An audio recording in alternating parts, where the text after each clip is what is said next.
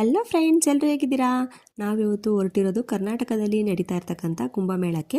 ಇತ್ತೀಚೆಗೆ ವಿಶ್ವದಾದ್ಯಂತ ಸದ್ದು ಮಾಡ್ತಾ ಇರೋ ಪ್ರಯಾಗ್ರಾಜ್ನಲ್ಲಿ ನಡೀತಾ ಇರೋ ಮಹಾಕುಂಭಮೇಳಕ್ಕೆ ಹೋಗಲು ಸಾಧ್ಯವಾಗದೇ ಇರೋರಿಗೆ ನಮ್ಮ ಸಾಂಸ್ಕೃತಿಕ ನಗರಿ ಮೈಸೂರಿನಲ್ಲಿ 13ನೇ ಕುಂಭಮೇಳ ನಡೀತಾ ಇದೆ. ಅದರಿಂದ ನಾವೆಲ್ಲರೂ ಹೋಗೋಣ ಅಂದ್ಬಿಟ್ಟು ಹೊರಟಿದ್ದೀವಿ. ಮಾಘ ಮಾಸದ ಪುಣ್ಯ ಸ್ನಾನ ಮಾಡಿಕೊಂಡು ಪುನೀತರಾಗಬೇಕು ಅಂತ ಭಾವಿಸಿ ಹೊರಟಿದ್ದೀವಿ. ಇಲ್ಲಿ ನೋಡಿ ಫ್ರೆಂಡ್ಸ್, ಎಷ್ಟೊಂದು ಟ್ರಾಫಿಕ್ ಜಾಮ್ ಅಂತೀರಾ. ನಾವಿಲ್ದು 1-2 ಕಿಲೋಮೀಟರ್ಸ್ ಕಾಲ್ನಡಿಗೆಯಲ್ಲಿ ಹೊರಟ್ವಿ. ಇವ್ರು ನೋಡಿ ಹೀಲ್ ಸ್ಲಿಪ್ಪರ್ ಹಾಕೊಂಡು ಆ ಗದ್ದೆಯಲ್ಲಿ ನಡೆಯೋಕ್ಕಾಗ್ತಾ ಇಲ್ಲ, ಸಾಹಸ ಮಾಡಿ ನಡೀತಾ ಇದ್ದಾರೆ. ಫೈನಲಿ ನಾವು ಕುಂಭಮೇಳ ಆಗ್ತಾ ಇರೋ ಸ್ಥಳಕ್ಕೆ ರೀಚ್ ಆದ್ವಿ.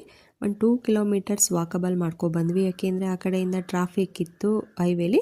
ಅದರಿಂದ ನಾವು ಗದ್ದೆ ಒಳಗಡೆನೆ ನಡ್ಕೊಂಡು ರೀಚ್ ಆದ್ವಿ ಕುಂಭಮೇಳಕ್ಕೆ. ನೋಡಿ ಫ್ರೆಂಡ್ಸ್, ಇಲ್ಲಿ ಕುಂಭಮೇಳಕ್ಕೂ ಸುಮಾರು ಜನ ಸೇರಿದ್ರು. 3 ನದಿಗಳ ಸಂಗಮ ಆಗೋ ಸ್ಥಳ ಇದೇನೆ.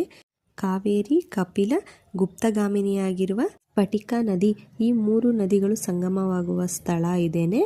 ಇಲ್ಲಿ ಪಂಚಲಿಂಗಗಳು, ತ್ರಿವೇಣಿ ಸಂಗಮ, ಅಗಸ್ತ್ಯ ಮಹಾಮುನಿ ಬಂದಿದ್ದು, ಹೀಗೆ ನಾನಾ ರೀತಿಯ ಪೌರಾಣಿಕ ಮತ್ತು ಸಾಂಸ್ಕೃತಿಕ ಹಿನ್ನೆಲೆ ಇರೋ ಈ ಹಿಂದೂ ಕ್ಷೇತ್ರವಾಗಿದೆ.